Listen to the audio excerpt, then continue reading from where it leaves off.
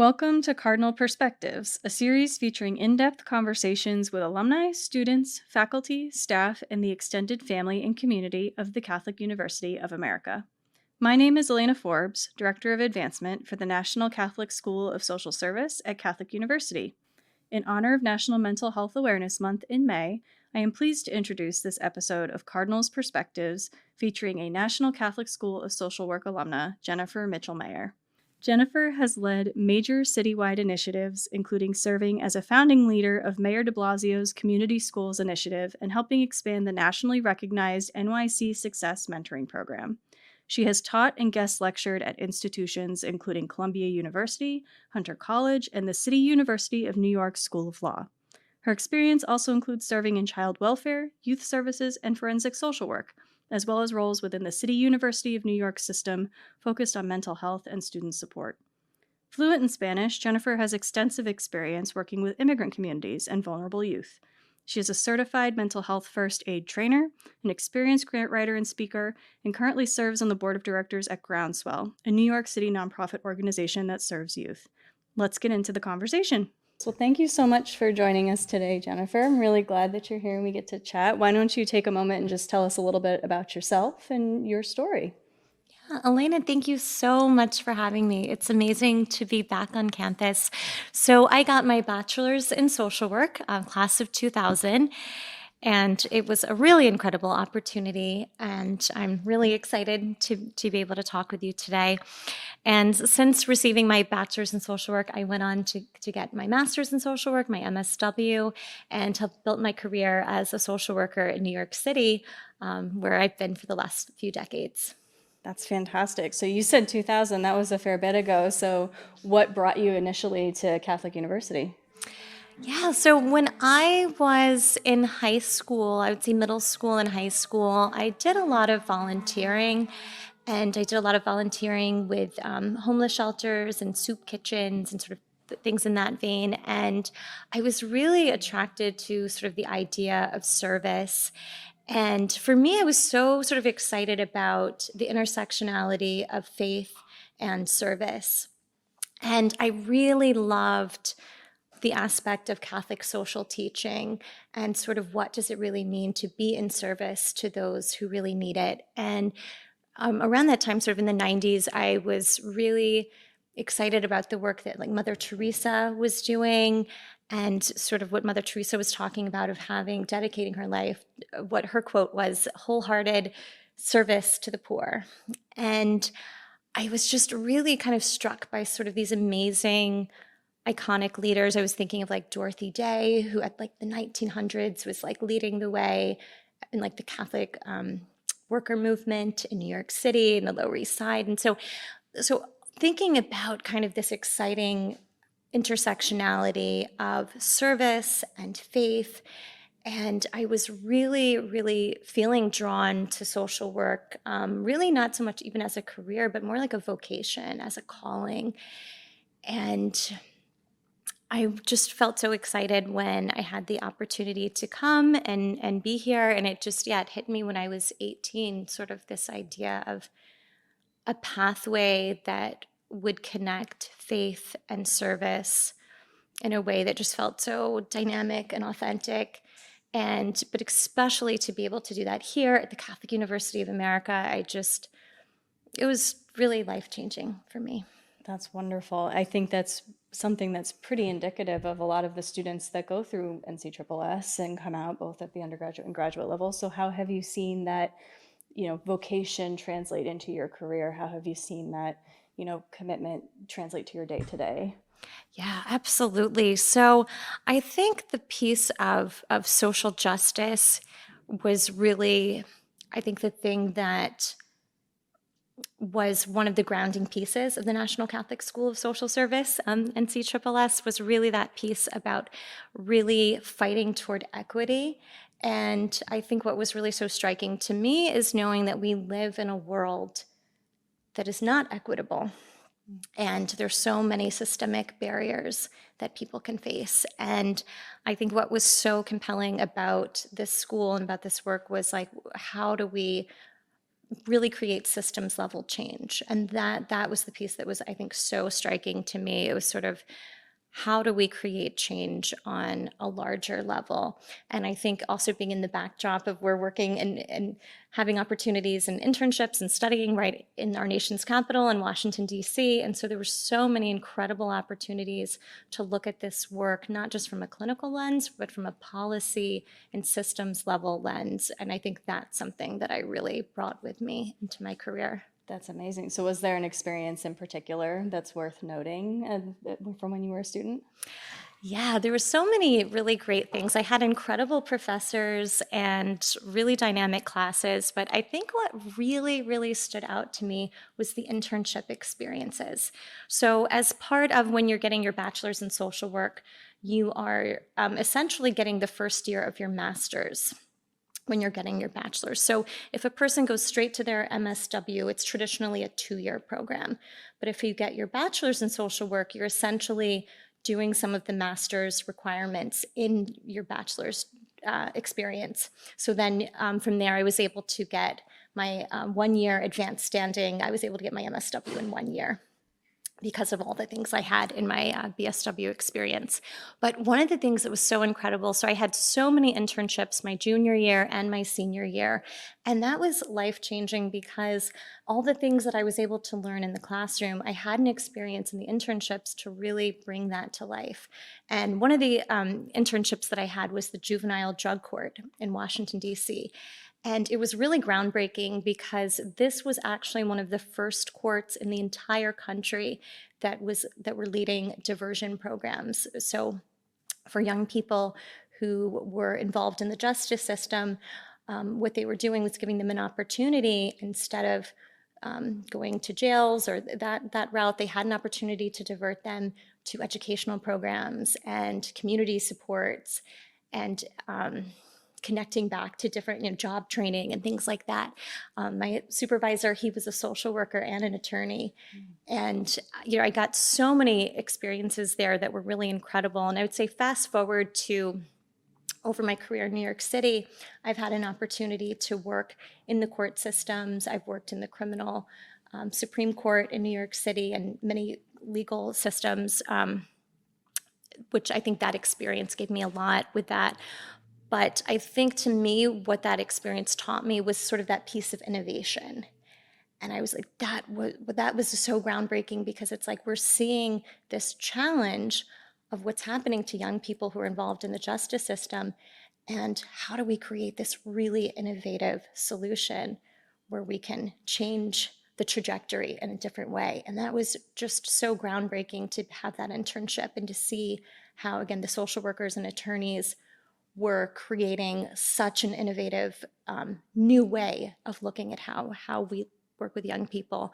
And I think for me, what I learned so much was that, again, that piece of how this work, social work is really about systems level change. We don't have to be complacent and just feel like, okay, this is the way things are, but it's like we can really be in a position to create systems level change. So having that internship in the juvenile drug court and other internships really gave me such a powerful experience because it brought all the things that I was learning in the classroom and really brought them to the real life application. So that was a really positive experience.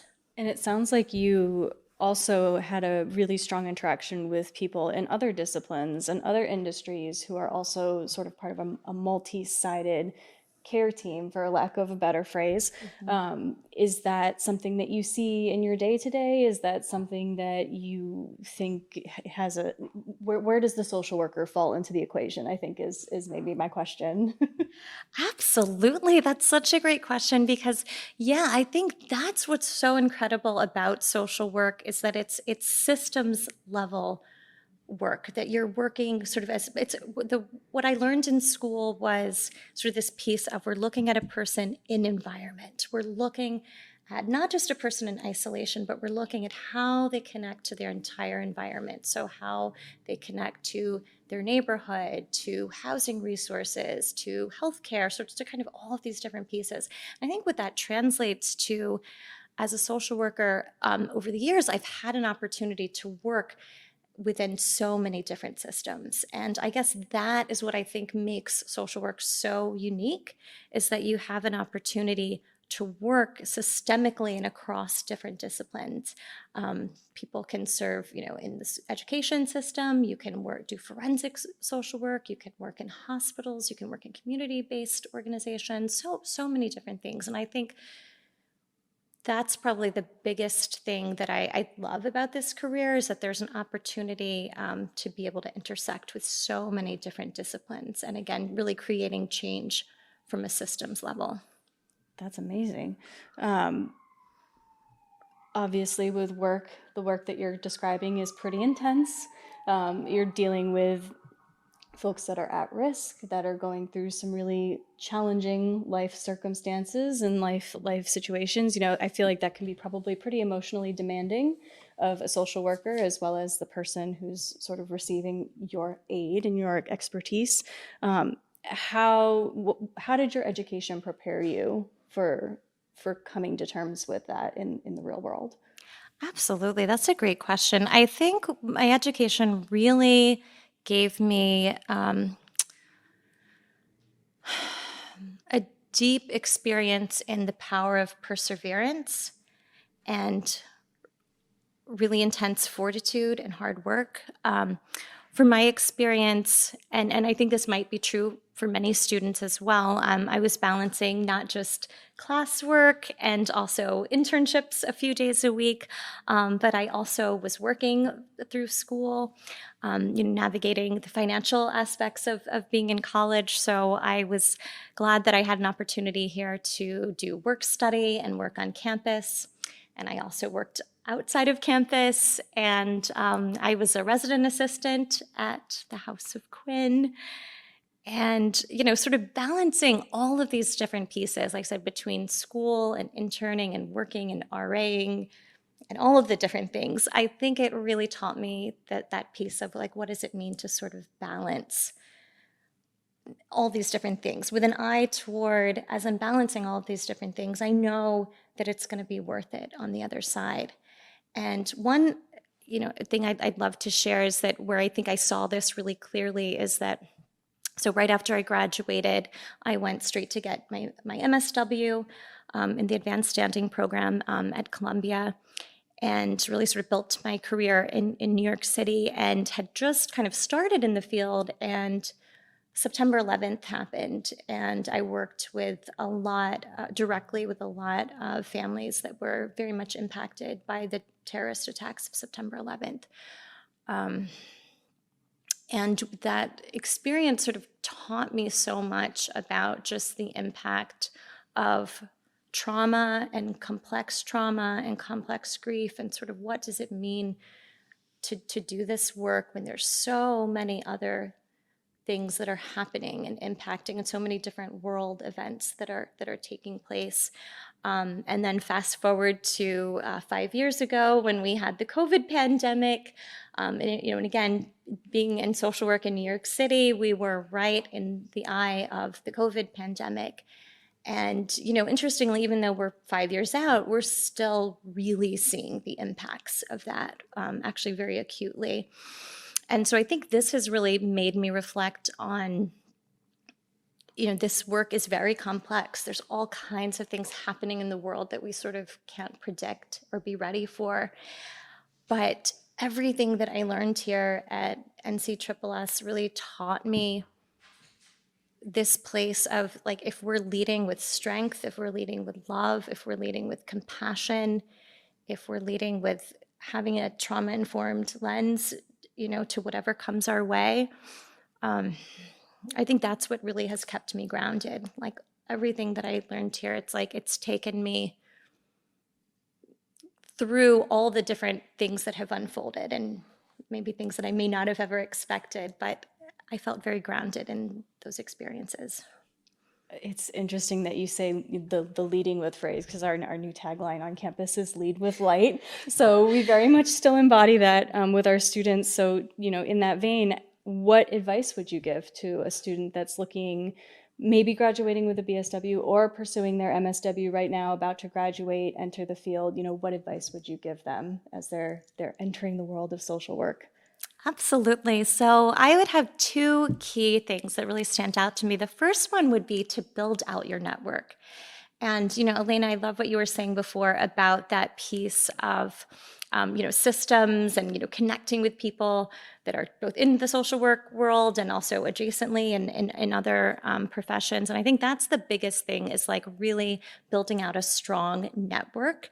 And, some years ago, I had a supervisor who said, you never want to work in isolation. It's dangerous to work in isolation. And kind of what she meant, right, is this idea of like, you never want to work sort of in a bubble, as it were. You really want to make sure that you're having supports around you in different ways. And so what that looks like, I think, is really thinking not just, of course, in your workplace, but really beyond in the communities that you're working in. Can you join? I know the school has many great, alumni networking events. I would say that is fantastic. I would definitely encourage people to do that. If there's other coalitions or different groups to be a part of. So for example, one thing I got to do in New York City was I've been a part of a lot of different task forces over the years. I was part of Mayor Bloomberg's task force on chronic absence. I was part of a youth homelessness task force. In recent years, I was a part of the Mayor's Office of Immigrant Affairs, a task force to support asylum seekers. So all to say, sort of, I think if there's ways to build out your network in your community through, again, different coalitions or working groups or alumni mixers, whatever that looks like, but really having a robust network is going to be incredible. I think as you're moving through your career and different stages of your career, it's so nice to have that network around you. The second piece of advice I would have is really letting yourself be adventurous with trying new skills. So, again, with social work, right, it's such a broad experience of like, there's so many different things you can do. So for me, one thing that was really exciting, a few years into my career, I was able to do some grant writing. And that was so fantastic because it sort of led me to this path of, even though I was doing clinical work, I began to do more of like work around funding and around development. And I realized I really love grant writing and sort of that side of it, of like building out and growing the work and sustaining it. That was really exciting to me. I'm on a board of directors now at a nonprofit and doing some development work. And it's like that's been really exciting.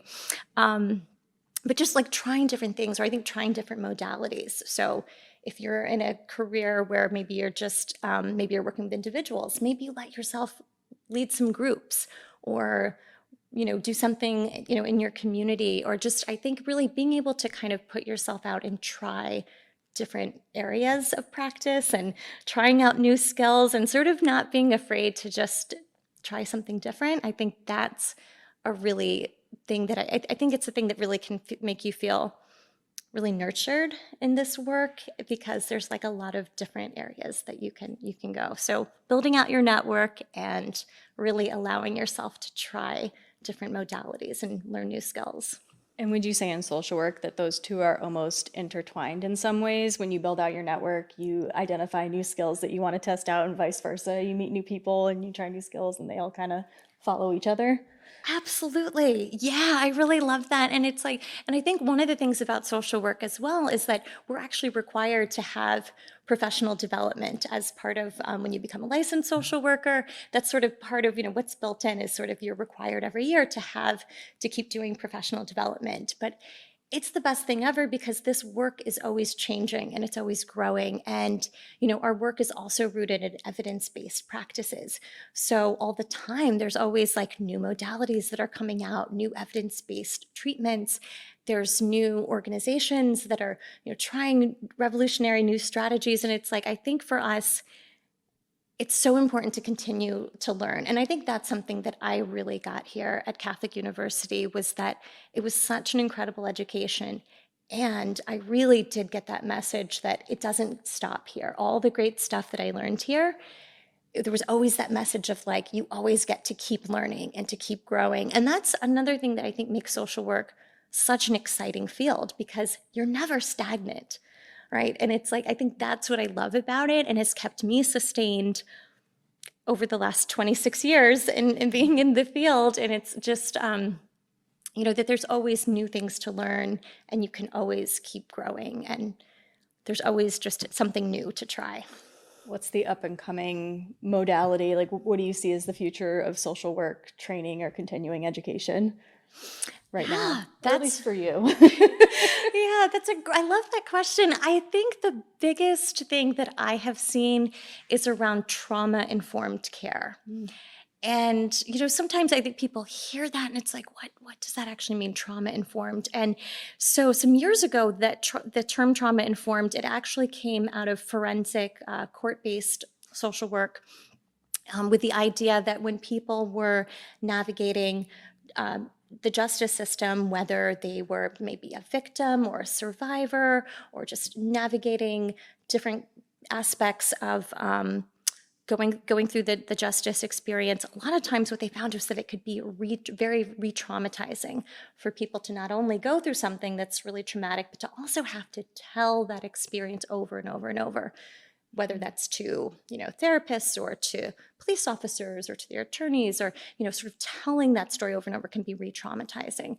And so within sort of the forensic social work community, there was sort of this idea of like, okay, how do we make that experience when we're working with people and interviewing and having them tell their story, how do we honor the trauma that they maybe have experienced? So how do we navigate sort of the nuance of working with someone where we're supporting their healing? We're not re-traumatizing them, but we're really working in a way that's honoring what they've gone through. And then I think sort of that's sort of where it originated, trauma-informed, and then where I think it's expanded is what I've seen I would say probably especially the last maybe decade or so, it's really had a growth in schools, right? How do we make our schools trauma-informed?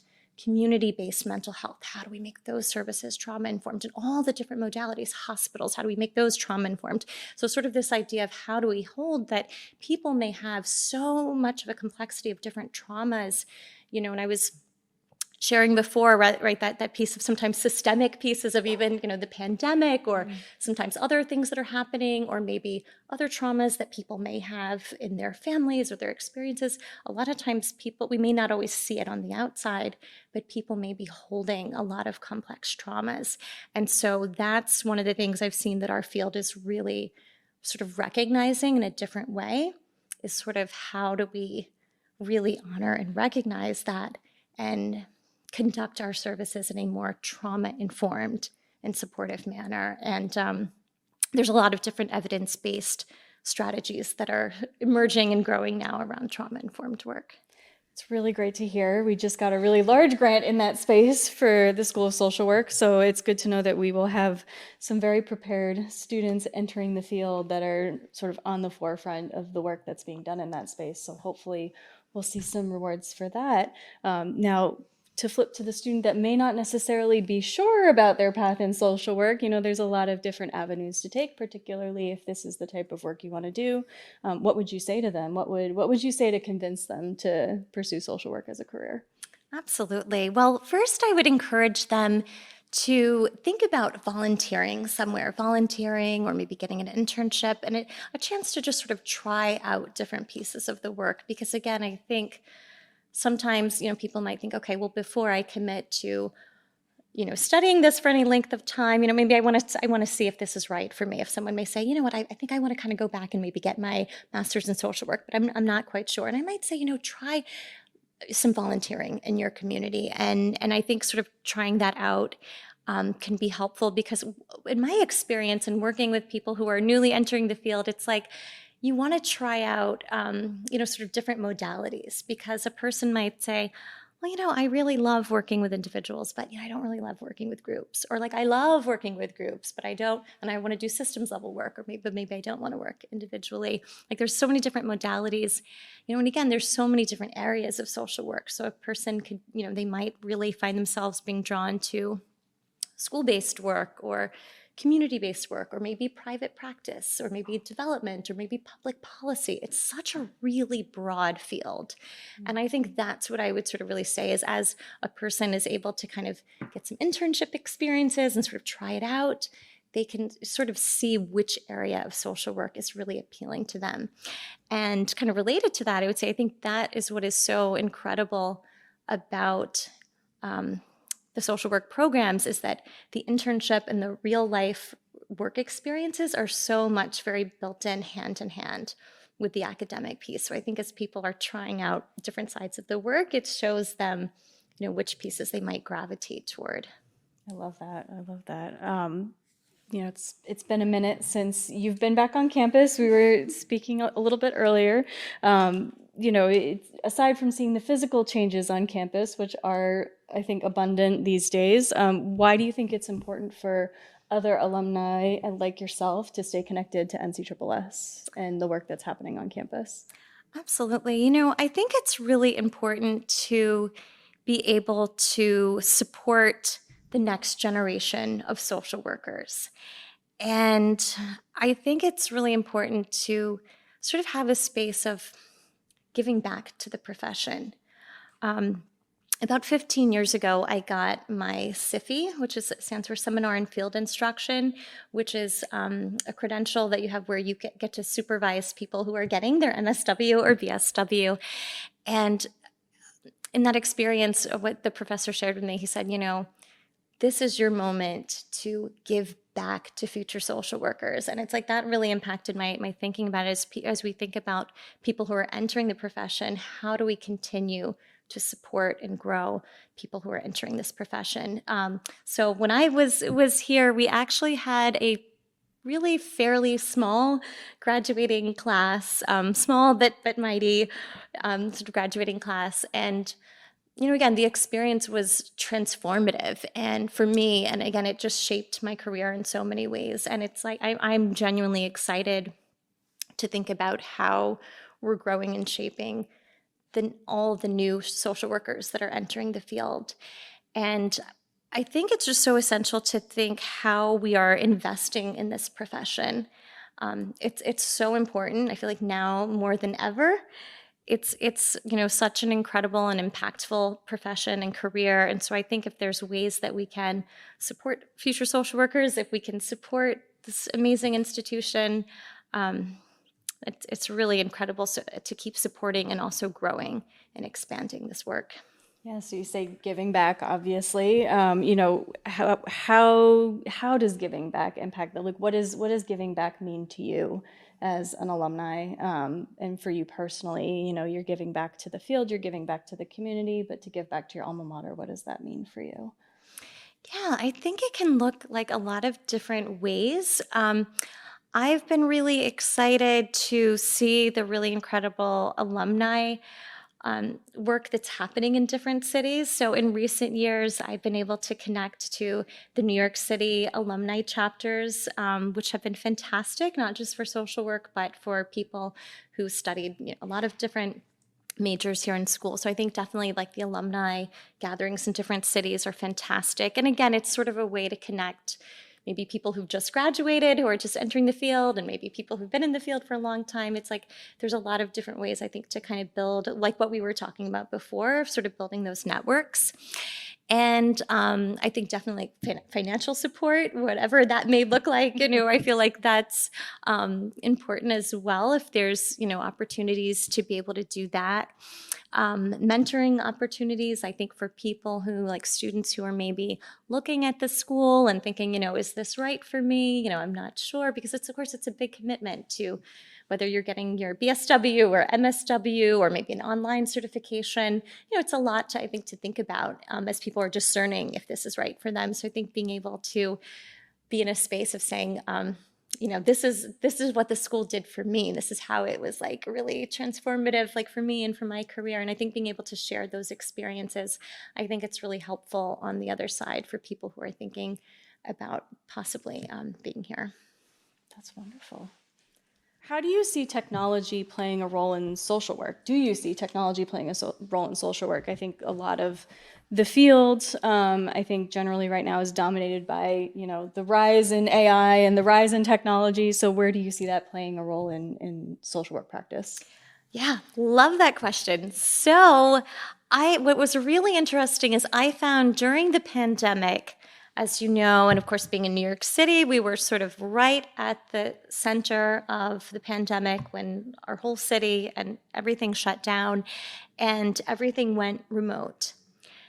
And I'm going to admit to you that prior to that, I was definitely the biggest skeptic in doing work remotely. Very skeptic.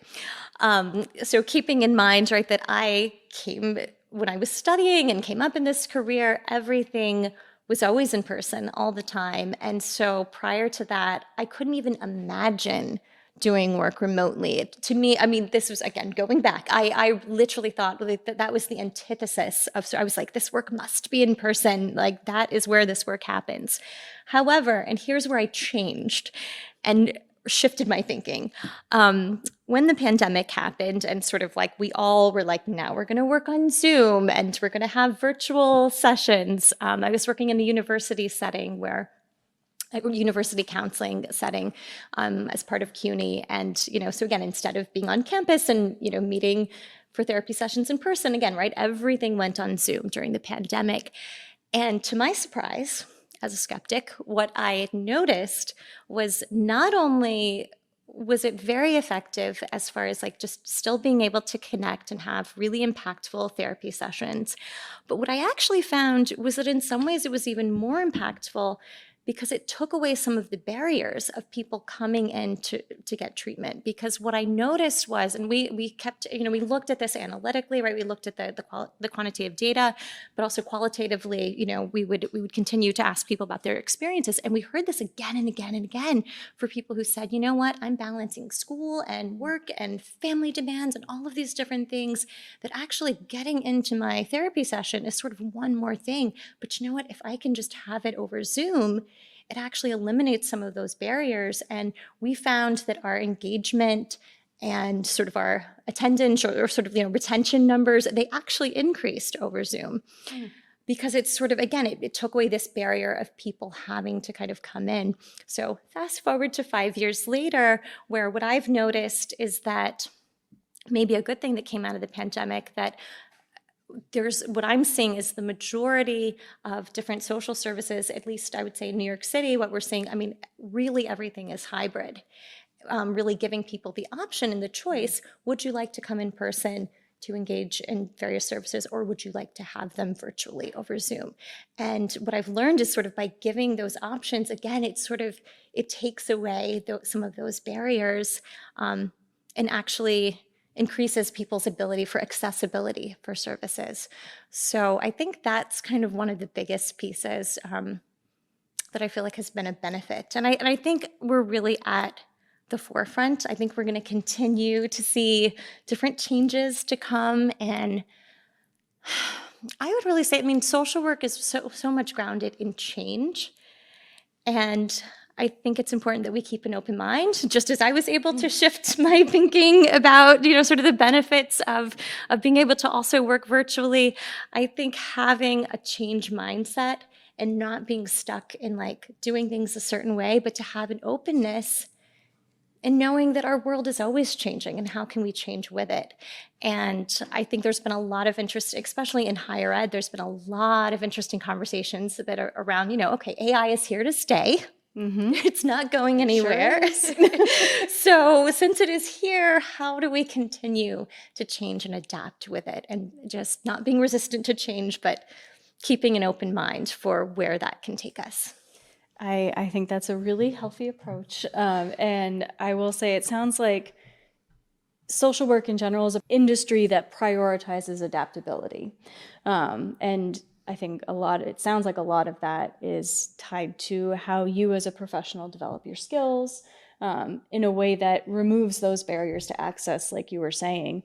What are some of the skills that you think are really important for a social worker to have that could maybe meet those barriers where they are for people who are looking to engage with the work? Absolutely. So I love what you said about sort of that piece of adaptability. I think that is such an important piece that I think grounds sort of the entire conversation we've had around that ability to navigate change. There's always going to be change. There's always going to be changing circumstances around us. And this work is really grounded in sort of being able to pivot and adapt to different changes. I think the other one, just sort of a concrete skill, I'm really grateful for my professors that were my language professors and Spanish professors specifically. I think being able to speak another language is definitely an asset in social work. So for me, I was able to continue to study Spanish while I was here. It's my second language. And I have a lot of gratitude for my professors that were able to support me in that journey. I am now entirely fluent in Spanish. And that's been a huge skill, because I think being a social worker in New York City, but really anywhere, I think being able to have another language is a really important aspect to be able to have. And I would say another thing, it would be just, again, within keeping an open mind to learning and using different skills. So being able to have clinical skills, but also being able to have policy level skills, being able to do grant writing and funding, being able to just really use yourself in different ways, I think is really important. And again, I think the biggest thing that sets social work apart is, again, we're not working in isolation. We're always working with an eye toward all of the different systems happening in a broader way in our communities and in our country, and how different laws and different changes are impacting our clients and impacting our work. And I would say that was something really unique and special that I got here at Catholic University, because, again, we were doing this work in the nation's capital in Washington, D.C. And so I think there was this incredible backdrop to, really understanding the different policies, the different political changes that were happening around us, and how those systemic policy level pieces were impacting the work. And so I think that's something I really carried with me, is always looking at things from a broad sort of systems level perspective. Yeah, so what's the one thing that you could recommend to an undergraduate student that they should be able to say they took away from their time on campus at Catholic University? I would say take advantage of all of the different resources that you have around you. I think one thing I really loved about my experience here on campus was that I was able to kind of really have support on all sides. I was able to connect with fellow students. I was able to really connect with my professors, and I actually had some really amazing professors that were really just an influential part of my journey. But also all the different other programs on campus. The campus ministry was really beautiful. A lot of the different clubs and programs on campus were great. Resident life, as I mentioned to you, I was an RA, which was great. And something really great to be a part of. And I think I would really encourage students to know that there is support around them. For me, I also worked really closely with the financial aid office. And like I said, I actually worked there at the financial aid, when I was doing work study. And it's like, so I think just knowing that there's all of these different things that you can connect with, and knowing that you're here in a campus that's a beautiful campus, but also in the heart of Washington, D.C. And I would say for students to really take advantage of that, whether that's, again, having an internship or a job in Washington, D.C., or even just so many of the different cultural opportunities that are in Washington, D.C. I think that's something that's so powerful. It's like there's all of these incredible things on campus and within the broader Washington, D.C. community. So just, I would say for students to let themselves enjoy and take advantage of all of the different supports that are available. Wonderful. Well, thank you so much for taking some time today to share your story and who you are now as an alumna of the Catholic University of America, and a very successful professional social worker out in the field doing big things and changing the world. Thank you, Elena. Thank you so much for having me. And just thank you so much for everyone here at the university that's doing incredible things every day. Thank you.